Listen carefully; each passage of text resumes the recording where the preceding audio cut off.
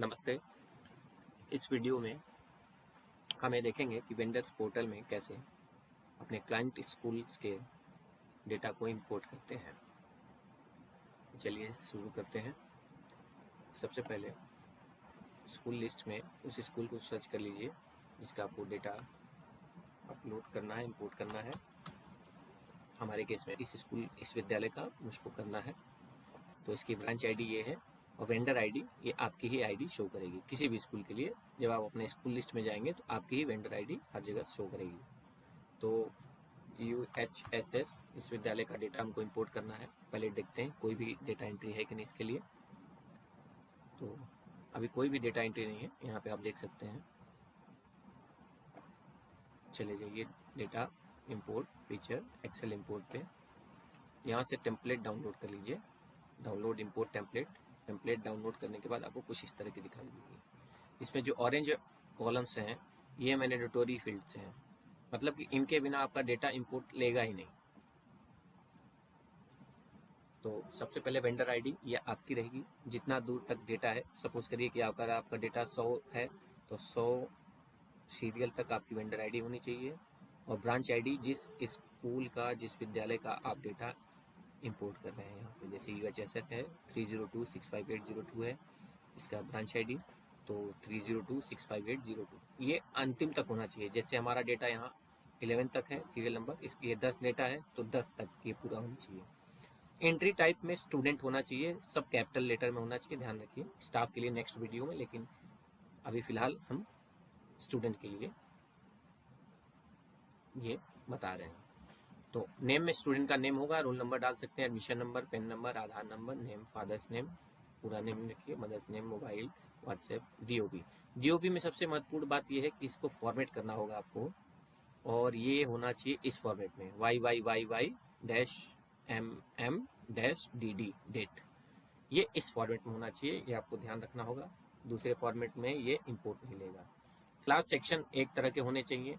अगर class 9 Roman में है तो एक जैसे ही होने चाहिए। ये नहीं कि 9 एक जगह रोमन में 9 लिख दिया फिर दूसरा अंक में लिख रहे हैं 9 क्लास, इस तरह नहीं चलेगा। एक ही यूनिफॉर्मिटी बनाए रखिए।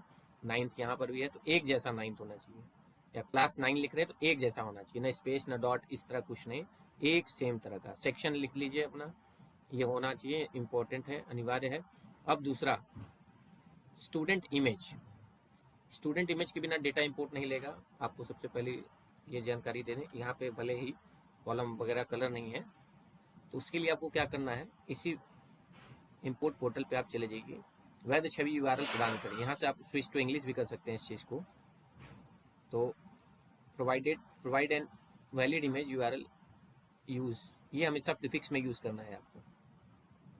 इमेज स्टूडेंट्स, तो यहाँ पे हमारे पास इमेज नहीं है क्योंकि हमको इमेज सब अपलोड करवानी है पोर्टल्स पे। तो इसको कॉपी कर लीजिए, images students picture not available .jpg, इसको कॉपी करके यहाँ पेस्ट कर दीजिए।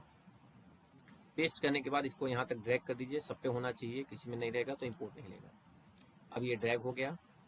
अब हमारे इतने ये मैंडेटरी हैं, इतना करने के बाद आपका डेटा इंपोर्ट ले लेगा। मैक्सिमम आप और भी बहुत सारे कॉलम्स को फिल कर सकते हैं और भर सकते हैं, mobile, WhatsApp, blood group, address, ये सब भी कर सकते हैं। जेंडर, यहाँ जेंडर अगर आपको देना है तो जेंडर मेल, ऐसे बड़े में रहना चाहिए, छोटे में नहीं। यहाँ अभी कुछ किसी का नहीं करेंगे, अब इसको अपलोड प्रोसेस में करते हैं। स्कूल का हमने सेलेक्ट कर लिया, फाइल सेलेक्ट कर ली, अब इसको इंपोर्ट करते हैं। File uploaded and data imported successfully, 10 rows inserted, total data for branch ID is 10। अब ये मैसेज के बाद ये चला गया मैसेज। अब चलिए देखते हैं कि ये डेटा हमारे इंपोर्ट हो गए हैं कि नहीं। अब आपको यहाँ पे ये डेटा शो कर रहे हैं।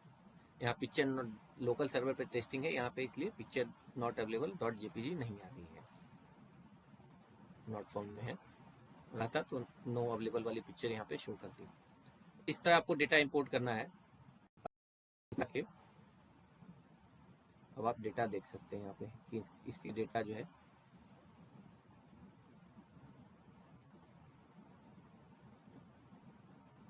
मार्क प्रिंटेड में, यहाँ पे स्कूल को सर्च कर लीजिए एक बार, नॉन एलिजिबल कार्ड्स में आ गया।